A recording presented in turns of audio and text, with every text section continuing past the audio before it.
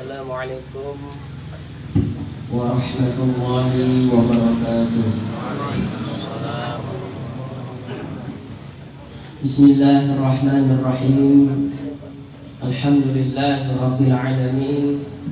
Allahumma salli wa sallim wa barik ala sayyidina Muhammadin wa ala alihi wa ashabihi ajma'in.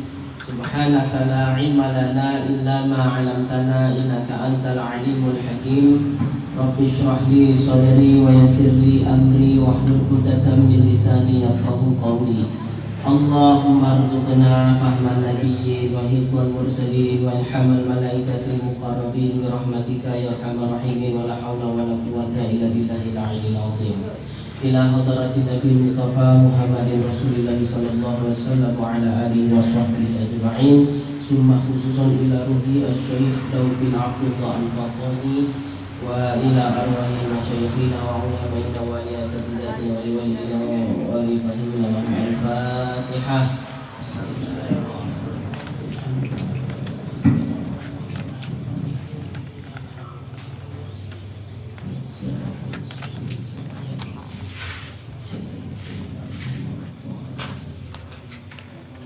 Yang sama-sama kita muliakan dan kita hormati Sahibul Bait Al-Fadil Al-Ustaz Ferry Sabtadi Putra beserta keluarga. Semoga senantiasa beliau dan keluarganya dalam limpahan karunia dan rahmat daripada Allah Subhanahu wa Ta'ala. Dan yang saya hormati dan saya muliakan para tuan-tuan guru, para ustadz, para pengurus Majelis Ta'lim Al-Fatih, bapak-bapak, ibu-ibu, hadirin wal hadirat rahimakumullah.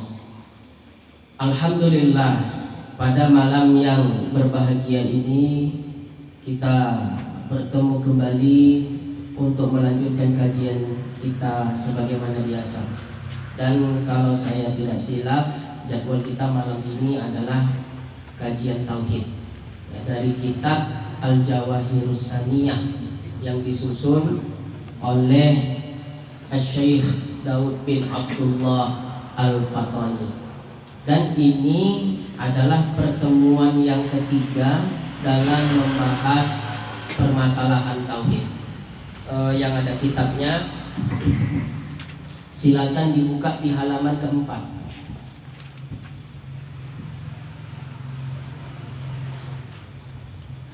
Halaman keempat, baris ke-8 dari atas. Kita bahas tentang masalah hukum akli.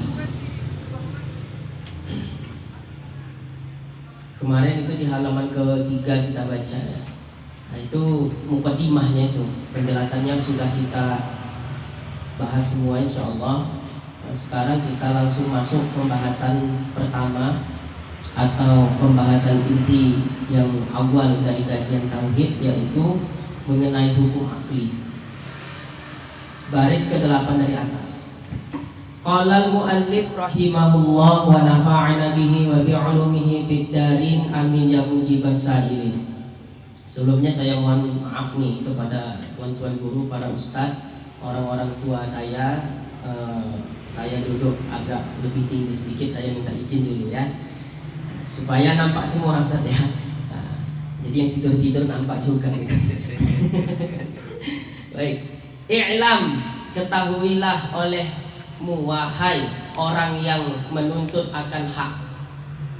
Orang yang menuntut akan hak di situ maksudnya orang yang menuntut atau mencari yang mencari kebenaran. Ketahuilah olehmu hai orang yang menuntut akan hak, artinya orang yang mencari kebenaran, bahwasanya hukum yang dituntut pada ilmu usul, hukum yang dituntut pada ilmu usul yaitu ilmu tauhid adalah hukum akli, hukum akal. Nah, di sini jelas kalau kita berbicara dalil dalam pembahasan tauhid, dalil itu terbagi dua. Ada dalil nakli, ada dalil akli. Dalil nakli itu adalah dalil yang bersumber dari Al-Quran dan hadis. Ketika kita ditanya tentang keesaan Allah, apa dalil atau bukti kalau Allah atau Tuhan itu esa? Dalilnya firman Allah Subhanahu wa taala di dalam Al-Quran surah Al-Ikhlas ayat 1. Qul huwallahu ahad. Ya, qul huwallahu ahad. Nah, itu dalil disebut dengan dalil nakli karena bersumber dari Al-Quran dan hadis. Kalau yang kedua namanya dalil akli, dalil yang bersumber dari logika.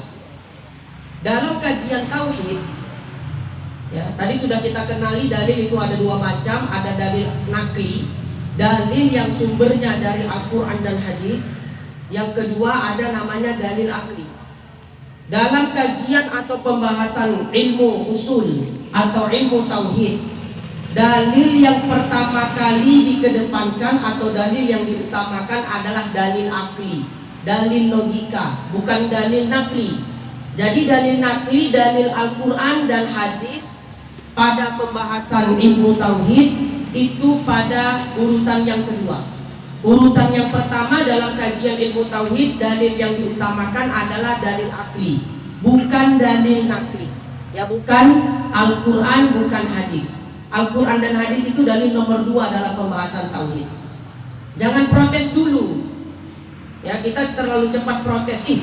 Masa sih dalil Al-Quran dan hadis berada pada urutan yang nomor 2, sementara dalil akli nomor 1? Berarti mereka menuhankan akal, bukan menuhankan firman Allah, bukan menuhankan kalamnya Rasulullah. Jawabannya begini, kenapa dalil akli, dalil logika berada pada urutan yang pertama? Karena kalau kita berdebat atau kita berdiskusi dengan orang kafir, kan tak mungkin kita pakai dalil Al-Quran dan hadis sementara mereka belum beriman kepada Al-Quran dan hadis. Contoh begini, kita berdebat dengan orang kafir, non muslim, bahwa kita katakan Tuhan itu esa, esa itu satu, Tuhan itu esa, esa itu adalah satu. Tidak mungkin Tuhan itu berbilang 1, 2, 3, 4, 5, 6, itu mustahil Tuhan seperti itu. Tuhan itu satu. Nah, kemudian kita mengajukan dalil dari Al-Quran seumpamanya bahwa Tuhan itu esa, satu adalah firman Allah qul huwallahu ahad. Sampai kapanpun mereka gak akan pernah menerima perkataan kita, walaupun yang kita jadikan hujah atau dalil adalah Al-Quran. Kenapa? Karena mereka belum beriman kepada Al-Quran itu sendiri. Paham? Mereka belum beriman kepada Al-Quran. Jadi kalau kita pakai 1000 ayat pun yang menyatakan Allah Esa itu satu, tak akan diterima oleh logika mereka, karena mereka belum beriman kepada Al-Quran dan hadis Nabi SAW. Nah, disinilah letak kepintaran dan kecerdasan serta kecermatan para ulama.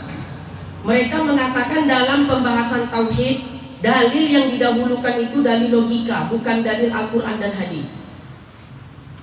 Ya, kalau pakai dalil Al-Quran dan hadis pasti mereka gak akan terima. Jadi misal, apa dalil akli kalau Allah itu esa, maknanya satu, tidak berbilang? Gampang saja. Kalau Tuhan itu berbilang, kita katakan Tuhan ada 2 lah, gak usah 3, 4, 5, 2 aja Tuhan. 2 itu berbilang tidak? Berbilang. Ada Tuhan langit, ada Tuhan bumi, 2 Tuhan. Ini contoh nih dalil akli.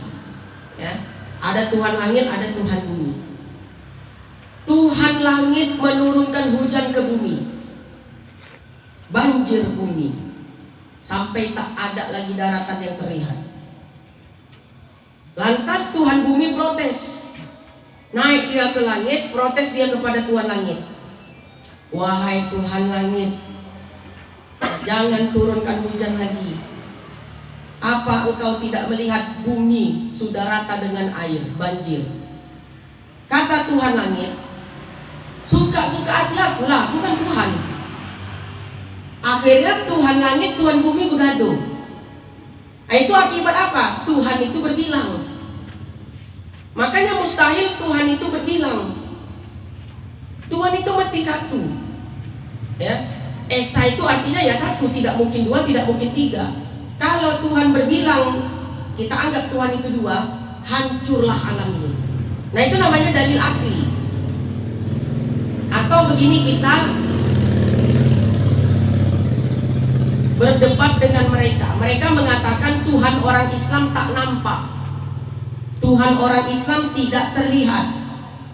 Jadi orang Islam itu bukan nyembah Tuhan, nyembah hantu, kata mereka, karena tak nampak Tuhannya. Maka kita jawab, sesuatu yang tak terlihat bukan berarti tak ada. Contoh, ya, contohnya, kalau dipukul sakit, ya dipukul sampai berdarah-darah itu sakit. Pertanyaannya, rasa sakit itu ada? Ada, semua merasakan, sepakat, ada rasa sakit. Rasa sakit itu ada. Coba tunjukkan mana rasa sakit itu. Kalau kau memang yakin sakit itu ada, tunjukkan kepadaku mana rasa sakit itu. Tentulah kata dia, tak nampak lah. Berarti sesuatu yang ada, sesuatu yang tidak terlihat, bukan berarti dia tak ada. Seperti rasa sakit itu, rasa sakit tidak terlihat tapi dapat dirasakan dan diyakini akan adanya rasa sakit itu. Allah Ta'ala begitu juga. Allah tidak terlihat, Allah tak nampak, bukan berarti Allah itu tak ada. Ya, sebagaimana rasa sakit itu tak terlihat, bukan berarti rasa sakit itu tak ada. Begitulah Allah Subhanahu wa Ta'ala. Bukan berarti dia tidak terlihat, dia tidak ada. Justru kalau ada Tuhan yang dapat dilihat, itu bukan Tuhan. Kenapa? Untuk apa gunanya beribadah kalau Tuhannya terlihat begitu saja? Yang orang jahat bisa melihat Tuhan, orang baik bisa melihat Tuhan. Apa istimewanya ibadah itu? Justru kalau Tuhan terlihat menunjukkan Tuhan itu lemah. Paham kira-kira? Nah itu namanya dalil akli. Jadi kalau kita berdebat, kita berdiskusi dengan orang non-muslim tentang konsep ketuhanan, maka yang didahulukan adalah dalil akli, dalil logika. Sekarang muncul paham baru. Apa kata mereka? Allah itu bersemayam di atas arasy. Allah bersemayam di atas arasy. Membantahnya pun tak usah pakai dalil Al-Quran, dalil logika, dalil akli pun bisa. Mau dari sifat apa? Dari sifat wujud bisa, dari sifat qidam bisa. Yang paling mudah begini, Allah, ya, biar dicontohkan. Mana tahu nanti jumpa orang kayak begitu, biar gak bandal kali, perlu juga dihujah sekali-sekali. Allah arasy. Mereka mengatakan Allah bersemayam di atas arasy. Pertanyaannya, mana yang dulu ada, Allah atau arasy? Mana yang dulu ada, Allah atau arasy? Allah lah. Sebelum segala sesuatu ada, yang ada hanya Allah, maka Allah udah ada pada waktu itu. Namanya masa azali. Kemudian Allah menciptakan arasy, kan begitu? Dikatakan mereka Allah bersemayam di atas arasy. Pertanyaan saya, sebelum Allah menciptakan arasy, Allah di mana? Nggak bisa lah nanya kayak gitu, Ustaz. Makanya jangan kau bilang Allah bersemayam di arasy. Allah itu tak bertempat. Allah mewujud bila makan, Allah ada, Allah tak bertempat. Itu dalil logika. Ada dalil yang lebih rumit lagi. Nah, dalil yang lebih rumit ini jangankan kita dan jangankan mereka, kita yang mengaji pun nanti mungkin tak paham. Itu nanti kalau udah masuk sifat wujud nanti saya jelaskan. Jadi menghujah orang yang berpaham bahwa Allah bersemayam di arsy itu bisa dari mana saja. Kalau kita memang paham betul kaji tauhid ini, bisa kita hujah dari sifat wujud, bisa dari sifat qidam, sifat baqa, mukhalafatul hawadisi, qiyamu ta'ala binafsi. Apalagi qiyamu ta'ala binafsi makin gampang. Tapi cara menghujahnya begitu saja, cara mudahnya untuk awal-awal dulu. Kau berkeyakinan Allah Ta'ala bersemayam di atas aras. Iya, Allah Ta'ala bersemayam di atas aras. Aku mau nanya, mana dulu ada, Allah atau aras? Allah lah katanya. Kemudian Allah menciptakan aras. Iya. Kemudian Allah bersemayam di atas aras. Iya. Berarti Allah bertempat. Iya. Bertempat di atas aras. Maka pertanyaan saya, kalau memang Allah bertempat sebelum Allah menciptakan aras itu, Allah di mana tempatnya? Oh, nggak bisa nanya kayak gitu. Kita harus dalil katanya. Ya, dalil Allah bersemayam di atas aras mana? Dalilnya Ar-Rahmanu 'alal As-Istawa kata mereka. Oh, makin enak. Ar-Rahmanu 'alal As-Istawa.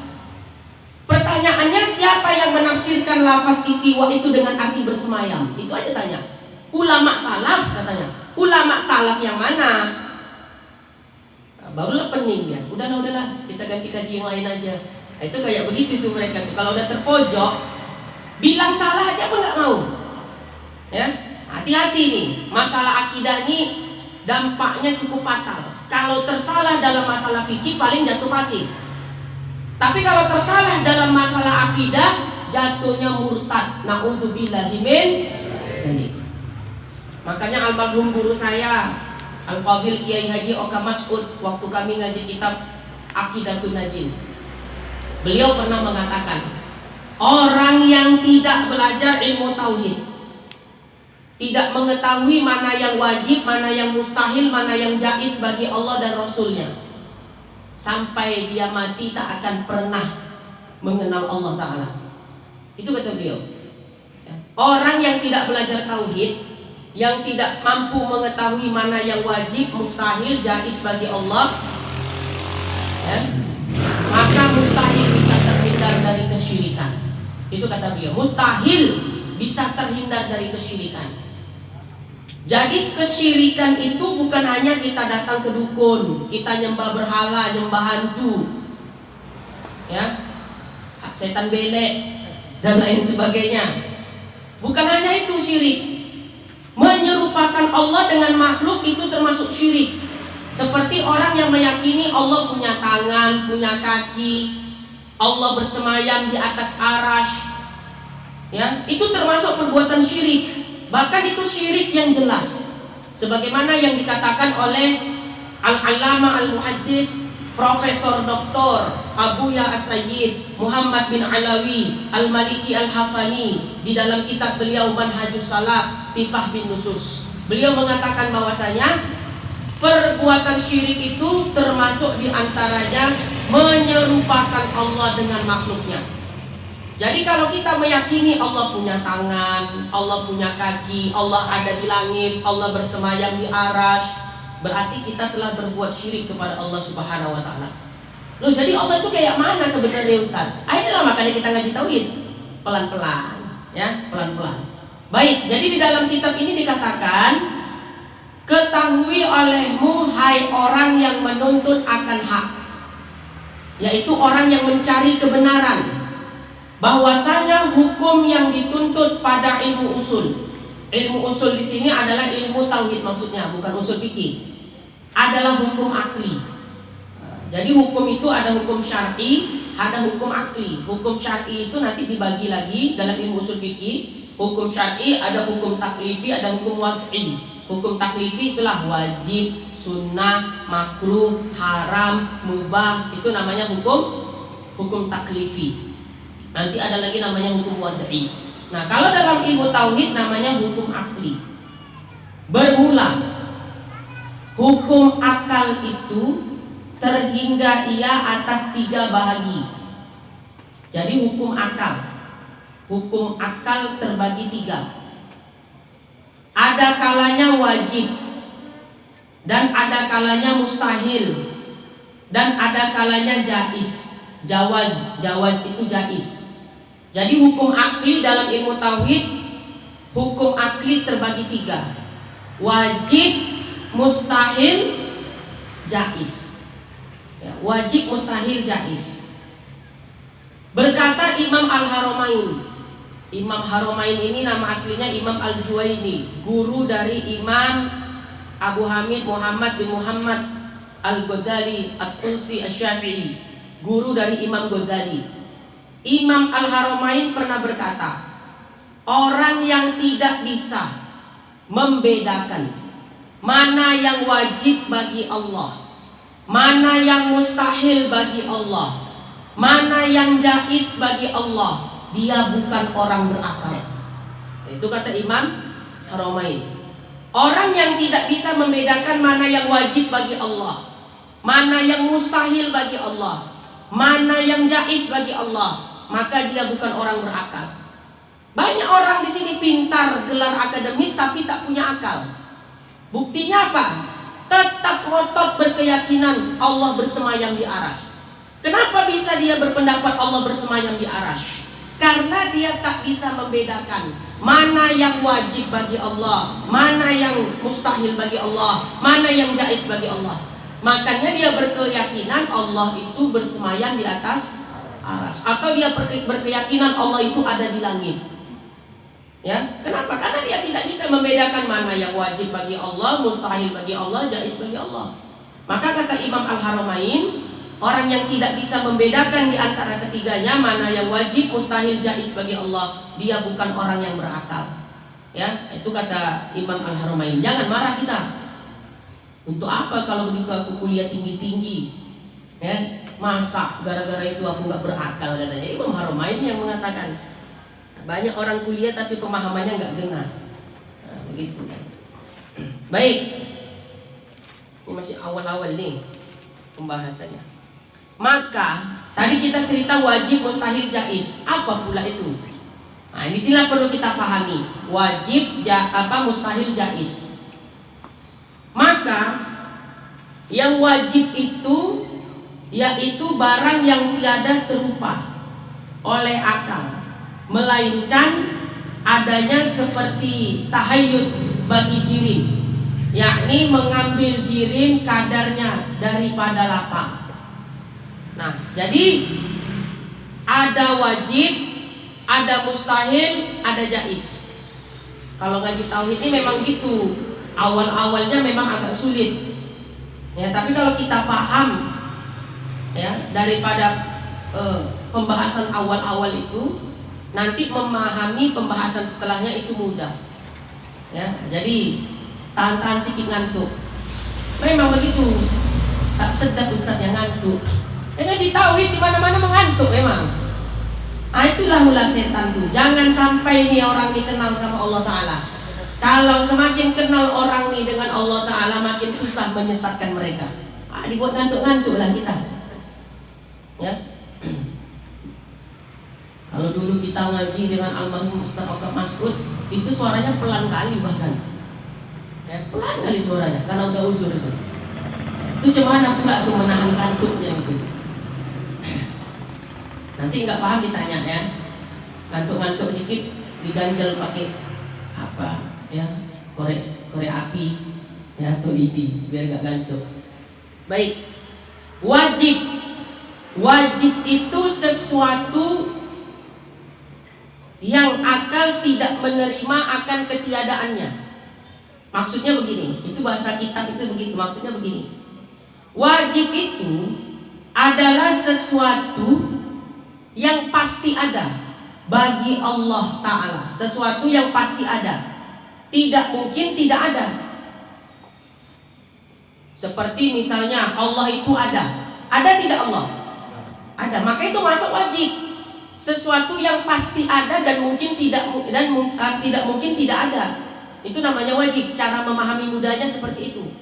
Sesuatu yang akal menolak akan ketiadaannya. Artinya sesuatu itu pasti ada, tak mungkin dia tak ada. Itulah wajib.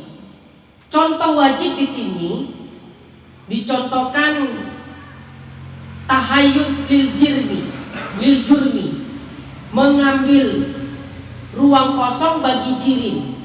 Jirim itu benda. Gini maksudnya. Ini jirim, apa namanya nih? Tisu. Ukuran tisu ini seginilah besarnya. Nah, inilah ukuran tisu ini. Maka tisu ini mengambil ruang kosong, ya, mengambil ruang kosong seukuran tisu ini. Ini kan ruang hampa ini. Ini kan ruang kosong. Maka tisu ini wajib hukumnya pasti. Tisu ini mengambil ruang kosong seukuran besarnya tisu ini. Itu disebut dengan tahayyuz lil jurmi. Dan itu wajib. Mesti, pasti. Tak mungkin tidak seperti itu. Contoh, saya berdiri di kursi duduk di kursi ini. Nah, beginilah duduk di kursi ini. Saya pun mengambil ruang kosong seukuran besar tubuh dan kursi ini. Paham? Ini kan ruang hampa namanya ini. Ya, ruang hampa. Jadi nanti begini, kalau mengajarkan kitab ini, mengambil ruang lapang bagi jirim. Apalah maksudnya? Ya, atau kalau di kitab kuning dia tahayyuz lil jurmi, mengambil lapang bagi jirim. Jadi cara menjelaskannya begitu, jirim itu benda. Jadi ada jirim, ada jisim, ada jauhar, ada aurat. Nanti kita jelaskan satu-satu. Nah, ini jirim, benda. Sebesar inilah bendanya. Maka tisu yang segini besarnya ini mengambil ruang kosong seukuran besarnya tisu ini. Itulah yang disebut dengan tahayyuz lil jurmi. Bisa, paham? Gelas ini seginilah besarnya. Ini ruang hampa, ruang kosong. Maka gelas ini pun wajib hukumnya mengambil ruang kosong seukuran benda ini, seukuran gelas ini. Nah, inilah namanya tahayyuz lil jurmi. Jadi wajib itu dua. Ya, wajib itu ada dua. Ada dua macam. Wajib doruri dan wajib nadhari.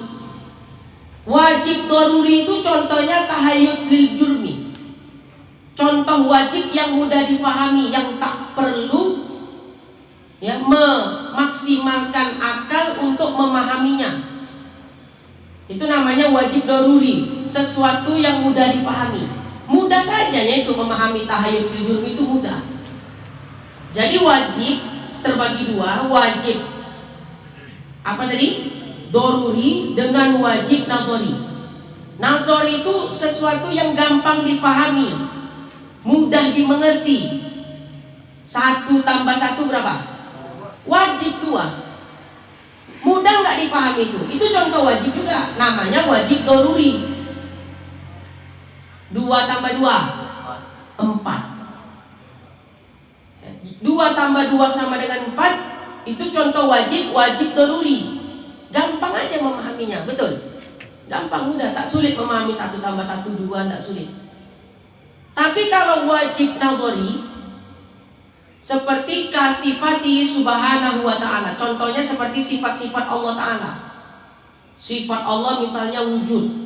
Yang pertama, wujud artinya ada. Adanya Allah ta'ala seperti apa? Itu butuh nadhar, butuh nalar yang apa? Nazar itu ya, butuh nalar yang luar biasa, yang konsentrasinya penuh maksimal untuk memahami tiap-tiap pembahasan tentang sifat-sifat Allah. Itu namanya wajib nadhari. Kalau seperti tadi 1 tambah 1 2, 2 tambah 2 4, itu kan gampang kita memahaminya. Itu namanya doruri, wajib doruri. Ya, kalau pembahasan tentang sifat-sifat Allah, ya, itu namanya wajib nadhari. Butuh nadhar, butuh berpikir. Nah, itu dia. Bisa kira-kira? Jadi wajib, hukum akli yang pertama itu wajib. Wajib itu artinya sesuatu yang pasti ada, tak mungkin dia tidak ada. Seperti Allah Ta'ala, Allah itu ada. Wajib itu, maka termasuk wajib. Mustahil Allah itu tidak ada. Nah, itu contoh wajib. Kemudian lihat lagi kitabnya.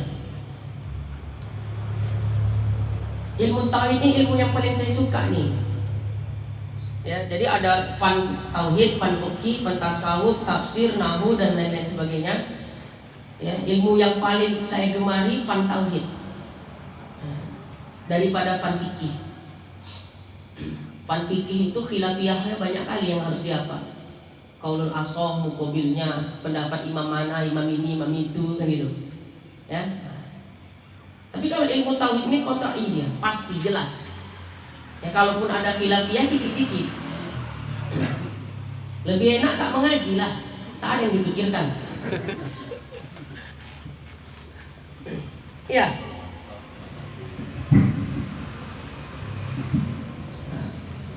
Kalau kita punya nazar itu mampu kita berpikir, wajib mengaji. Yang tak wajib ngaji itu yang nazarnya lemah. Ya, nazar, daya berpikirnya lemah. Nah, itu tak wajib dia mengaji. Kalau macam kita ini nazar semua, mampu berpikir, wajib ngaji. Baik. Mana tadi? Dan makna jirim. Jirim itu sesuatu yang meminah atau mengambil bagi lapang. Maka adalah jirim itu terbagi atas dua bagi. Pertama jauhar, yaitu jirim yang tiada didapat disukukan sekali-kali. Yaitu maksudnya yang tiada dapat disukukan sekali-kali itu maksudnya begini, tidak bisa dibagi-bagi, nggak bisa dipecah-pecah. Ya namanya jauhar fardi. Nanti saya jelaskan lebih detail. Kedua jisim. Jisim itu yaitu yang bersusun daripada dua jauhar dan lebih. Ada jirim, ada jisim, ada jauhar. Ada jirim, ada jauhar, ada jisim, ada arad. Ada berapa istilah ini? 4. Jirim, jauhar, jisim, arad. Nah kalau mengaji tauhid betul-betul paham harus.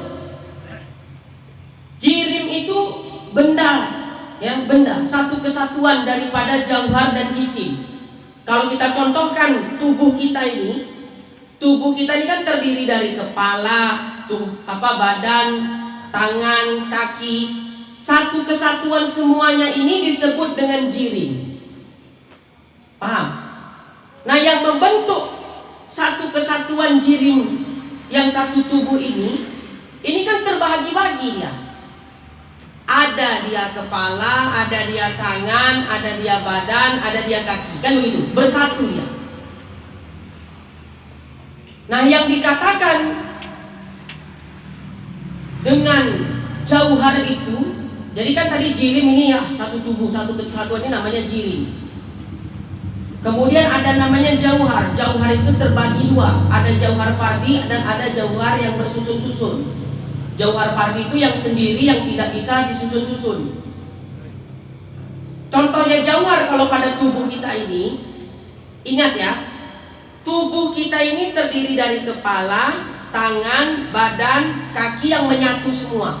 Satu kesatuan ini dari rambut ke kepala disebut apa namanya ini? Jirim. Nah, situ paham itu ya. Kemudian namanya jauhar. Tangan kita ini terdiri dari kulit, ada tulang, ada darah, ada daging, bulu-bulunya pun ada. Itu namanya jauhar. Bisa? Nah, itulah contoh jauhar. Ketika jauhar ini menyatu dari beberapa jauhar yang lainnya, membentuklah dia tangan. Ya kan, tangan terdiri dari kulit kan gitu kan. Masing-masing kulit, daging itu jauhar namanya. Setelah mereka berkumpul bersatu membentuk ke tangan misalnya, itu disebut dengan jisim. Paham? Jadi jirim adalah kumpulan-kumpulan dari jauhar-jauhar dan jisim-jisim. Bisa. Memang kalau mengaji tauhid ini banyak-banyak diulang lah. Saya ulangi lagi. Ada 4 istilah. Jirim, jauhar, apalagi jisim, arad. Jirim itu satu kesatuan daripada jauhar dan jisim secara keseluruhan. Kalau dicontohkan tubuh kita terdiri dari kepala, badan, tangan, kaki. Ketika menyatu semuanya menjadi satu kesatuan dari ujung rambut sampai ujung kaki disebut dengan jirim. Ya, paham itu sampai situ ya, ke jirim. Ini ada kulit, ya. Tangan ini kita contohkan, ambil contohnya tangan. Tangan ini tersusun lagi dari beberapa bagian-bagian. Tersusun dari kulit, daging, tulang, darah, lemak, sampai bulu-bulunya pun ada. Masing-masing dari bagian-bagian itu disebut dengan jauhar. Bisa? Nah, itu namanya jauhar. Jauhar-jauhar tadi kan ini masih terpisah. Kulit, daging, tulang, darah, saraf-saraf, lemak. Menyatulah dia, berkumpul, membentuk satu kesatuan, rupanya jadi seperti ini, tangan. Itu namanya jisim. Setelah ya dia membentuk tangan, membentuk kepala, membentuk badan, membentuk kaki, bersatu semuanya menjadi satu kesatuan, menjadi jirim. Beda kan? Jirim, jisim, jauhar jelas beda jadi. Nah, arad itu apa? Arad itu adalah sesuatu yang mensifati jirim dan jisim. Arad itu adalah suatu sifat yang mensifati jirim atau jisim. Bergerak dan diam itu namanya arad. Nah, kita kalau tak bergerak pasti diam. Kalau kita lagi diam berarti sedang tidak bergerak. Mustahil kita kosong dari keduanya. Paham? Mustahil kita kosong dari keduanya. Dari bergerak dan diam mustahil. Kalau awak tak bergerak pasti awak diam. Kalau awak diam berarti awak tidak bergerak. Mesti ada salah satunya, mustahil kita kosong dari keduanya. Itu namanya arad. Sifat yang mensifati jirim. Bergerak, diam, hitam, putih. Ya, warna yang mensifati.